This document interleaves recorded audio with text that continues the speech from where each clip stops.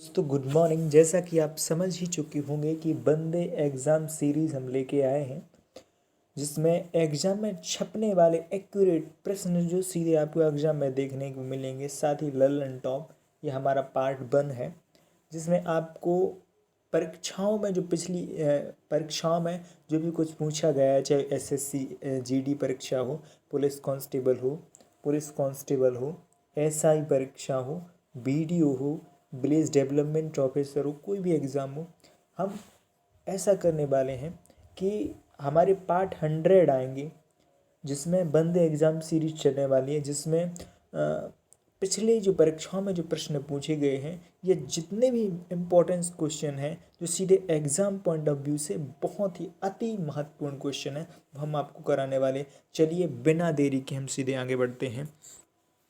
पहला क्वेश्चन हमारा ये है कि इन चार आकृतियों की बेजोड़ कुछ पहचानिए। हमने देखा, हमने समझा यार ये ना इस यहाँ पे हम देख रहे हैं ये डॉट डॉट, यहाँ पे 2 लाइनें हैं, तो हमने सीधा डी लगा दिया, तो ये डी गलत है। लेकिन इसका सही उत्तर है कि इसमें जो घुमावदार है, जो घुमावदार आकृति जो है डी वाले ऑप्शंस में 2 तरफ है, इसलिए ये एलिमिनेट हो जाता है, बेजोड़ हो जाता है। निम्न में से बेजोड़ आकृति को ज्ञात कीजिए। बेजोड़ आकृति इसमें हमने पाया, दरअसल जिसने भी ये क्वेश्चन किया, जैसे मैंने ये अटेम्प्ट किया, कोई भी मतलब एक क्लिक कर दिया फास्ट, ये मैंने गलत कर दिया, मैंने अटेम्प्ट किया है क्वेश्चन, तो इसमें मैंने सोचा कि यार इसमें ये वाला जो गोला है वो ज़्यादा भरा है, इसमें कम भरे, तो मैंने कर दिया। लेकिन नहीं, यहाँ पे लॉजिक कुछ और ही है। यहाँ पे लॉजिक ये है कि त्रिभुज में केवल बिंदु है, त्रिभुज में केवल बिंदु है, और बाकी में चौथा ऑप्शन नहीं दिया है, उसमें भी त्रिभुज में बिंदु था। तो यहाँ पे आप देखिए, जबकि यहाँ पे वर्ग में, स्क्वायर में बिंदु है, इसलिए ये एलिमिनेट हो जाता है। वही चीज़ यहाँ पे लिखा है, वर्ग के भीतर बिंदु है। हम बात करते हैं अगला क्वेश्चन, उस सही आकृति का चयन जो प्रश्नवाचक चिन्ह के स्थान पर आएगी। यहाँ पे जिस तरीके से ये चीज़ हमने लिख दी, मेंशन कर दी, कि यहाँ पे क्या किया हमने, दरअसल जो थर्ड आकृति में फर्स्ट आकृति को अंदर कर दिया, वो बीच वाली गायब कर दी। क्या कर दी? बीच वाली गायब कर दी हमने। इसी प्रकार हमने थर्ड आकृति के अंदर फर्स्ट आकृति को रख दिया। ये देखिए, थर्ड आकृति के अंदर फर्स्ट आकृति को रखो, बीच वाली गायब, इसलिए क्वेश्चन हमारा बिल्कुल सही हो जाता है। आम खाया जाता है कौन सा वाक्य है? इसमें देखिए एक्टिव पैसिव से ये इंग्लिश से बहुत जल्दी सॉल्व होता है। पहले मैंने इसको सोचा ये कि क्रियावाची होगा, ये होगा, गलत। लेकिन यहाँ पे आम खाया जाता है, किस पर जोर दिया जा रहा है? कर्म पर जोर दिया जा रहा है। आप यानी ऑब्जेक्टिव पर जोर दिया, ऑब्जेक्ट पर जोर दिया रहा है। एक्टिव और पैसिव, एक्टर यानी कर्ता कारक, जैसे साधारण वाक्य बोलते हैं राम पढ़ता है, तो वो एक्टिव है यानी कर्तवाच्य है। और कर्मवाच्य ऑब्जेक्ट पर जोर दिया जाए, पैसिव वॉइस, जहाँ पे कर्ता पर ना ध्यान देकर कर्म पर ध्यान दिया, जैसे खाया क्या जा रहा है? आम खाया जा रहा है, ठीक है। जैसे राम के द्वारा पढ़ाया जाता है, राम के द्वारा यह पाठ पढ़ा गया, ठीक है। तो बात वही है, बात को घुमा कर कहना, ये कर्मवाच्य कहलाता है। निम्नलिखित में विशेषण है नया। यहाँ पे शीतलता नहीं, यहाँ पे बल नहीं है, यहाँ पे वृद्धि नहीं, यहाँ पे बल एक संज्ञा है, वृद्धि एक संज्ञा है, वृद्धि जो भी एक संज्ञा के फॉर्म में है, फॉर्मेलेट में है। शीतलता भी एक संज्ञा है, इसलिए नया एक विशेषण हो जाएगा हमारे लिए। हाँ, पृथ्वी हमें खतरे से बचाती है, पानी रंगहीन है। ये देखिए कथन, सॉरी प्रश्नों को पढ़िए, कौन सी धारणाएं निहित है प्रश्न में? तो पानी बचाओ, धरती बचाओ, धारणाएं हैं। पृथ्वी हमें खतरे से बचाती है, पानी रंगहीन है। मैंने कहा यार ये तो ऑथेंटिक चीज़ है, ये तो सही है, इसलिए मैंने दोनों क्लिक कर दी। लेकिन ये गलत है, यहाँ पे धारणाएं कथन के अनुसार हमें चल रहा है, भले ये कुछ भी लिखा हो। इसमें पानी बचाओ धरती बचाओ लिखा है, तो पृथ्वी हमें खतरे से बचाती है, पानी रंगीन है, तो यहाँ पर ना तो धारणा 1 होगी ना तो सेकंड होंगी, इसलिए क्योंकि यहाँ पर पानी रंगीन है, यहाँ पर कोई उल्लेख नहीं है, ठीक है। ना पानी रंगीन है ना खतरे से बचाती है, ये कुछ उल्लेख नहीं है, इसलिए ये स्पष्ट लिखा। कथन में ये चीज़ें निहित ही नहीं है। 4 आकृति दी गई जिनमें से एक असमान है, यहाँ पे देखिए मैंने बहुत अच्छे से देखा, बारीकी अध्ययन किया, और यहाँ पर ये सही है। क्यों? क्योंकि यहाँ पे देखिए, ये आप देखिए, ये आप इसमें आपको समझ नहीं आएगा, पर यहाँ पे एक गौर से देखिए जब, यहाँ पे दोनों तरफ बिंदु हैं जो कि फर्स्ट में है और किसी में नहीं है। हाँ, चौथी आकृति हम देखें तो शायद ये भी लगा सकते थे कि ये सही होगा क्योंकि चारों तरफ नहीं, जबकि इसमें एलिमिनेट हमने देखा कि ये ठीक है। पुष्प की किस हिस्से में पराग का उत्पादन होता है? तो ये जो पराग कोश होते हैं उनमें होता है।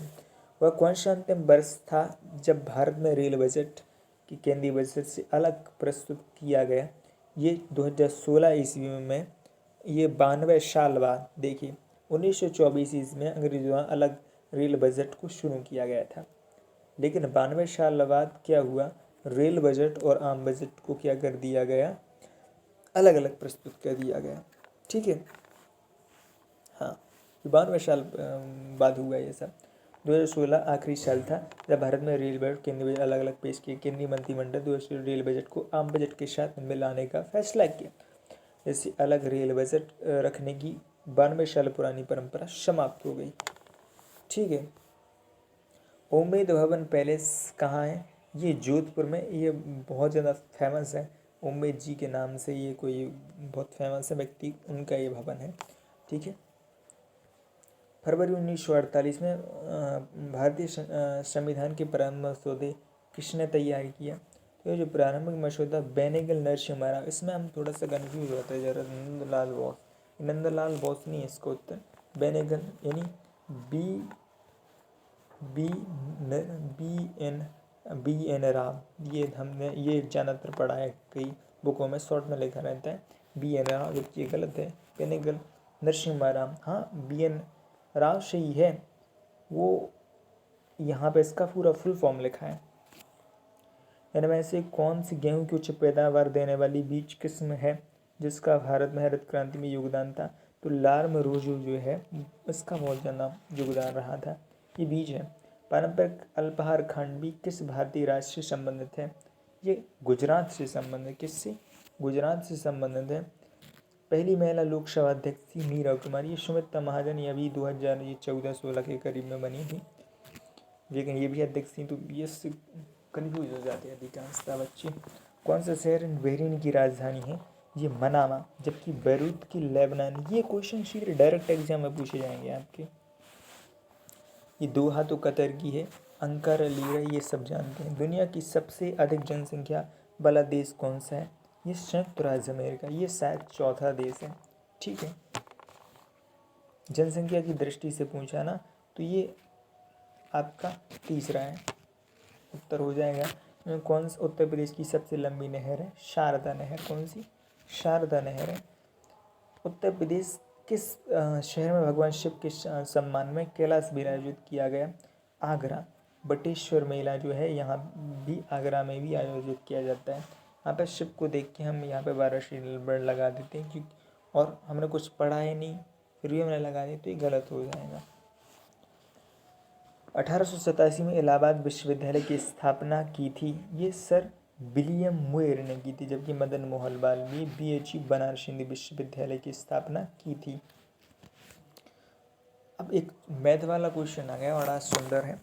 ऐसे क्वेश्चन छपेंगे, बस टाइमिंग की ध्यान देना। एक खुदरा विक्रेता ने 10 रुपये की दर से 7 वस्तुएं, 11 रुपये की दर से 9 वस्तुएं, 15 रुपये की दर से 14 वस्तुएं खरीदी। यदि माना जाता है कि औसत क्रय मूल्य पर 20% का लाभ हो, तो वो होना चाहिए, तब प्रत्येक वस्तु का विक्रय मूल्य ज्ञात कीजिए। प्रति वस्तु यहाँ पे लिखा, देखिए प्रति वस्तु। हाँ, औसत लाभ कितने का होना चाहिए? टोटल पहले मैंने लाभ निकालूंगा, फिर उसके बाद हम प्रति वस्तु का औसत लाभ निकालेंगे। देखिए यहाँ पे सीधा सा कह रहा है कि खुदरा विक्रेता 10 रुपये की 7 वस्तुएं, 11 रुपये की 9 वस्तुएं, 15 रुपये की 14 वस्तु। तो इनको मैंने कहा कि इनको सब टोटल कीजिए। हाँ, 10 रुपये की मैंने कहा 7 वस्तुएं, 11 रुपये की 9 वस्तुएं, और ये 15 रुपये की 14 वस्तुएं, इनको सबको जोड़ा 379 हुआ। अब कुल विक्रय मूल्य क्या हुआ? ये 6/5 क्या है? ये सब मेथड है, रेशियो के मेथड है। क्या हुआ था? 20% लाभ हुआ, तो 20% को हम लिख सकते हैं देखिए 20% लाभ, ये ट्रिक्स होती है मैथ की करने की। 20% को लिखते हैं हम 20% को लिखते हैं 1/5, राइट। और 1 और 5 ये सब जुड़ेगा तो 6/5 लिख देंगे इसको, ठीक है। टोटल हम विक्रय मूल्य के फॉर्मेट में बात कर रहे हैं, क्यों? क्योंकि ये 5 जो हम इस 5 को क्या मानते हैं, ये हमारा CP है, यानी क्रय मूल्य, कॉस्ट प्राइस है। 1 है हमारा लाभ, तो 5 1 6, 6 क्या हो गया हमारा विक्रय मूल्य, SP हो गया, ठीक है। उसी के अकॉर्डिंग हम ये लिखते हैं 6/5 डायरेक्ट SP निकालने की। तो 6/5 मैंने कर दिया, क्योंकि 5 से हम 1 के रेशो से निकालेंगे। ये देखिए सरल सिंपल सा है। 379 को जब हम 5 से भाग देंगे, राइट, तो हमारा 1 रेशो में निकलेगा। और हम जब 6 का गुणा कर देंगे तो विक्रय मूल्य हमारा सीधा जो डायरेक्ट है, यदि हम 6 का गुणा कर देंगे इसमें तो हमारा विक्रय मूल्य निकल आएगा। रेशो मेथड होते हैं ऐसे सवालों क्वेश्चन को हल करने के लिए, ठीक है। तो मैंने ये किया, ये हमारा आ गया। अब प्रत्येक वस्तु का विक्रय मूल्य मैंने टोटल ओवरऑल निकाला, मैंने प्रॉफिट यानी कुल विक्रय मूल्य निकाला। अब प्रत्येक वस्तु पर तो यानी 30 का मैंने भाग दे दिया। कैसे? मैंने कहा 7 वस्तुएं, 14 वस्तुएं और 9 वस्तुएं, सबको जोड़ा 19 और 9 और 14 23, 23 7 30, 30 का भाग दिया, तो ये हमारे पास सीधा उत्तर निकल के आता 15.16। Thank you so very much, keep this watch this video and बने रहिए हमारे साथ। आपको मिलेंगी 100 वीडियो जो सीधे एग्ज़ाम में छपने वाले प्रश्न होंगे, इसलिए आप बने रहिए हमारे साथ। धन्यवाद।